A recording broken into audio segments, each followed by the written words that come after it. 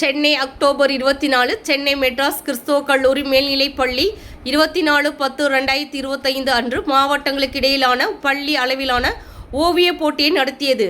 பள்ளியின் 190வது ஆண்டு விழாவின் ஒரு பகுதியாகவும் இந்த ஆண்டுக்கான கருப்பொருள் சுற்றுச்சூழலை பேணுங்கள் என்ற தலைப்பில் மாணவர்களுக்கிடையே சுற்றுச்சூழல் விழிப்புணர்வையும் பொறுப்பையும் ஏற்படுத்துவதை நோக்கமாக கொண்டது.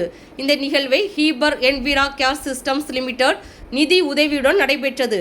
நிகழ்ச்சி தலைமை ஆசிரியர் சி ஜபர்தாஸ் தினகரனின் வரவேற்பு உரையுடன் தொடங்கியது.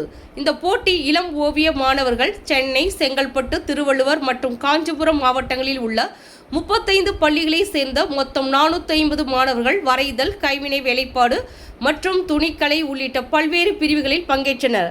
இந்த நிகழ்வில் தலைமை விருந்தினராக HECS இயக்குனர் சங்கீத் மோசஸ் மற்றும் 2009 தொகுதியின் முன்னாள் மாணவர் திருமதி நேகா மோசஸ் ஆகியோர் கலந்து கொண்டனர்.